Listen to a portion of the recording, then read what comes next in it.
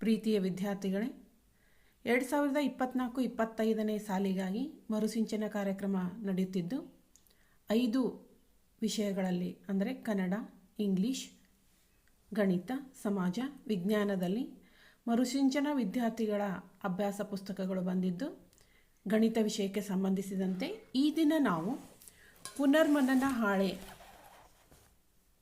19 ನೋಡೋಣ. ಈ ಪುನರ್ಮನನ ಹಾಳೆ 19ರಲ್ಲಿ 3 ಆಯಾಮದ ವಸ್ತುಗಳ ಬಗ್ಗೆ ಒಂದು ಪರಿಚಯ ಮಾಡಿಕೊಡಲಾಗಿದೆ. ಕಲಿಕಾಫಲ ಏನಂದರೆ ತಮ್ಮ ಸುತ್ತಮುತ್ತಲ ಪರಿಸರದಲ್ಲಿ 3 ಆಯಾಮದ ವಸ್ತುಗಳನ್ನು ಗುರುತಿಸುವರು.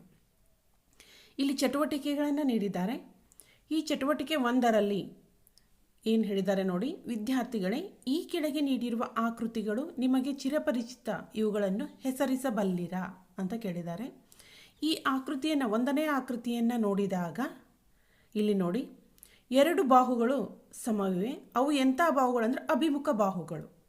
ನಂತರ ಇಲ್ಲಿ ನೋಡಿ, ಇದು ಒಂದು ಬಾಹು, 1 1 2 2 ಅಂದರೆ ಇದು ಚಿಹ್ನೆಯನ್ನು ಏನನ್ನು ತೋರಿಸ್ತದೆ ಅಂತಂದರೆ, ಒಂದು ಲೈನ್ ಹಾಕಿದರೆ ಇದು ಇದಕ್ಕೆ ಇರುವಂಥ ಇನ್ನೊಂದು ಲೈನ್ ಅಂದಾಗ ಈ ಬಾಹು 2 ಬಾಹುಗಳು ಸಮ ಅಂತ ಅರ್ಥ. ಅದೇ ರೀತಿ ಇಲ್ಲಿ 2 ಲೈನ್ ಎಳೆದಿದ್ದಾರೆ, ಇಲ್ಲಿ 2 ಲೈನ್ ಎಳೆದಿದ್ದಾರೆ ಅಂದರೆ ಈ 2 ಬಾಹುಗಳು ಸಮ ಅಂತ ಅರ್ಥ.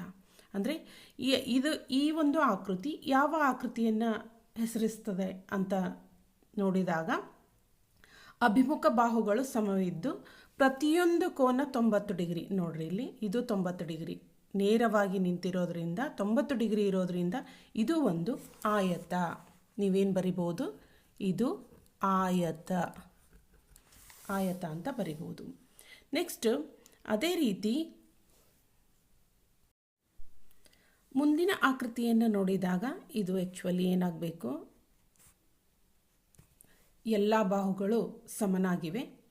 ಎಲ್ಲ ಬಾಹುಗಳು ಸಮ ಮತ್ತು ಪ್ರತಿಯೊಂದು ಕೋನ 90 ಡಿಗ್ರಿ ಅಂತ ಅಂದಮೇಲಿಂದ ಇದು ಎಂಥ ಆಕೃತಿ ಆಗುತ್ತೆ, ಇದು ಚೌಕ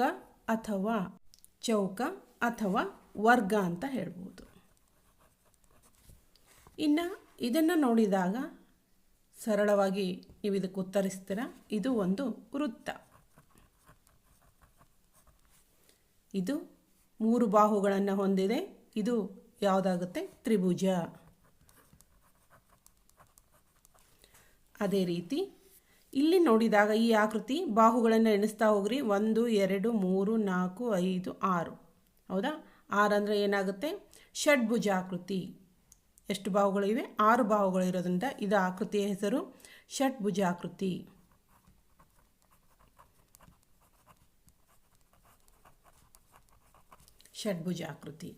ಇನ್ನು ನೆಕ್ಸ್ಟ್ ನೋಡ್ರಿ, 2ನೇ ಚಟುವಟಿಕೆಯಲ್ಲಿ ಏನು ಕೊಟ್ಟಿದ್ದಾರೆ ಅಂತಂದರೆ, ವಿದ್ಯಾರ್ಥಿಗಳೇ, ಈ ಕೆಳಗಿನ ಆಕೃತಿಗಳು ನಿಮಗೆ ಪರಿಚಯವಿದೆ, ಇವುಗಳನ್ನು ಎಲ್ಲಿ ನೋಡಿರುವಿರಿ ಅಂತ ಕೇಳಿದ್ದಾರೆ. ಇವುಗಳನ್ನು ಎಲ್ಲಿ ನೋಡಿರುವಿರಿ ಅಂದಾಗ ಕಿರಾಣಿ ಅಂಗಡಿಗಳಲ್ಲಿ ನೋಡಿರ್ತೀವಿ. ಇವನ್ನ ಯಾಕೆ, ವಸ್ತುಗಳನ್ನು ಹಾಕಲಿಕ್ಕೆ ರಟ್ಟಿನ ಬಾಕ್ಸ್ಗಳಿರ್ತವೆ. ಅದಕ್ಕಾಗಿ ನಾವು ಇದು ಕಿರಾಣಿ ಅಂಗಡಿ ಅಂತ ಬರಿಬೋದು. ಕಿರಾಣಿ ಅಂಗಡಿ ಮಾತ್ರ ಅಲ್ಲ, ಈ ಔಷಧಿಗಳ ಒಂದು ಮೆಡಿಕಲ್ ಶಾಪ್ದಲ್ಲಿ ಸಹ ನೋಡ್ಬೋದು. ಅದೇ ರೀತಿ 2ನೇ ಆಕೃತಿಯನ್ನು ನೋಡಿದಾಗ, 2ನೇ ಆಕೃತಿ ಇದು ಮನೆಯಲ್ಲಿ ಡ್ರಾಗಳಿರ್ತವೆ, ಕಟ್ಟಿಗೆಯ ಡ್ರಾಗಳು, ಅಲ್ಲಿ ಸಹ ನಾವು ನೋಡಿರ್ಬೋದು ಮನೆಯಲ್ಲಿ ಅಂತ ಹೇಳ್ಬೋದು. ಅಥವಾ ಇದನ್ನು ಸಹ ಕಿರಾಣಿ ಅಂಗಡಿಗಳಲ್ಲಿ, ಹೌದಾ, ಔಷಧಿ ಅಂಗಡಿಗಳಲ್ಲಿ,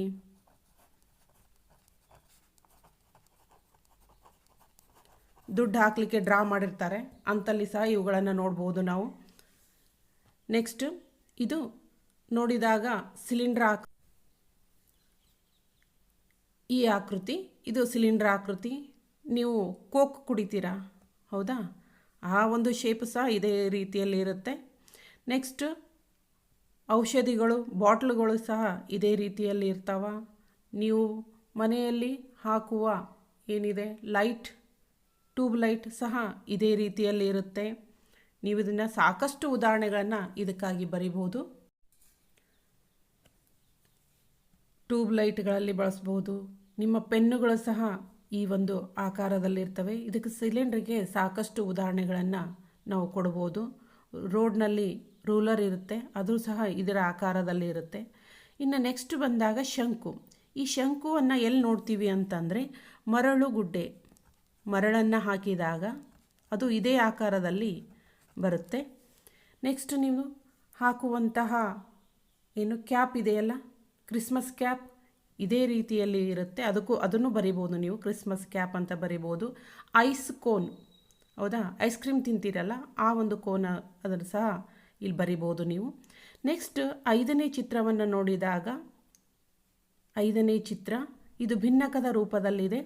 ಇದನ್ನು ಎಲ್ಲಿ ನೋಡ್ತೀರಿ ಅಂದರೆ ಮನೆಯಲ್ಲಿರುವ ಗ್ಲಾಸ್ಗಳು, ಲೋಟಗಳು ಸಹ ಈ ಒಂದು ಆಕಾರದಲ್ಲಿರುತ್ತೆ. ಇನ್ನು ನೆಕ್ಸ್ಟ್ ಇದನ್ನು ನೋಡಿದಾಗ ಈ ಒಂದು ಆಕೃತಿ ಅರ್ಧ ಗೋಲ, ಹೌದಾ. ಇದು ಎಲ್ಲಿ ನೋಡ್ಬೋದು ಅಂದರೆ ಮನೆಯಲ್ಲಿ ನೀವು ಯಾವುದಂದರೆ ಬಟ್ಟಲುಗಳು ಇರ್ತವೆ, ಹೌದಾ, ಸ್ಟೀಲ್ ಬಟ್ಟಲುಗಳು ಇದೇ ಆಕಾರದಲ್ಲಿ ಇರ್ತವೆ. ಇವುಗಳು ಮನೆಯಲ್ಲಿ ಬಟ್ಟಲುಗಳು ಅಂದರೆ ಜಾಮೂನ್ ಹಾಕಿ ತಿನ್ನಲಿಕ್ಕೆ ಅಂತಹ ಬೌಲ್ಗಳು ಇರ್ತವೆ. ನೆಕ್ಸ್ಟ್ ನೀವು ಕೆಲವರು ಫಕೀರರು ಈ ರೀತಿಯ ಒಂದು ಮಾದರಿಯ ಬೌಲ್ಗಳನ್ನು ಅವರು ಕೈಯಲ್ಲಿ ಹಿಡಿದಿರ್ತಾರೆ. ಇವುಗಳನ್ನು ಸಾಕಷ್ಟು ಬಾರಿ ನಾವು ನೋಡಿರ್ತೀವಿ. ಇನ್ನು ನೆಕ್ಸ್ಟ್ ನೋಡಿದಾಗ ಸಮತಲ ಆಕೃತಿಗಳಿಗೂ ಇಲ್ಲೇನಿದೆ, ಚಟುವಟಿಕೆ 1ರಲ್ಲಿರುವ ಆಕೃತಿಗಳಿಗೂ ಹಾಗೂ ಚಟುವಟಿಕೆ 2ರಲ್ಲಿನ ಆಕೃತಿಗಳಿಗೂ ವ್ಯತ್ಯಾಸಗಳನ್ನು ಗಮನಿಸಿ ಅಂತ ಹೇಳಿದ್ದಾರೆ. ಇದನ್ನು ನೋಡಿದಾಗ ಸಮತಲಾಕೃತಿಗಳಿಗೂ ಘನಾಕೃತಿಗಳಿಗೂ ವ್ಯತ್ಯಾಸ ಅಂತಂದರೆ, ಸಮತಲಾಕೃತಿಗಳು ಇವು 2 ಆಯಾಮದ ಆಕೃತಿಗಳು,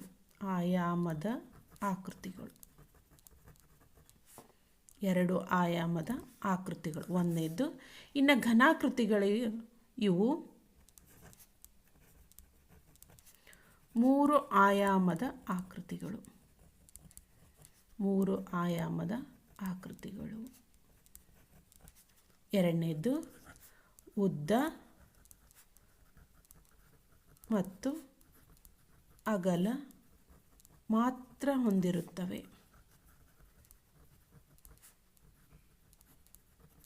ಇವು ಘನಾಕೃತಿಗಳು ಉದ್ದ ಗುಂಡ್ಲೆ ಅಗಲ ಗುಂಡ್ಲೆ ಎತ್ತರ, ಉದ್ದ ಗುಂಡ್ಲೆ ಅಗಲ ಗುಂಡ್ಲೆ ಎತ್ತರ ಹೊಂದಿರುತ್ತವೆ.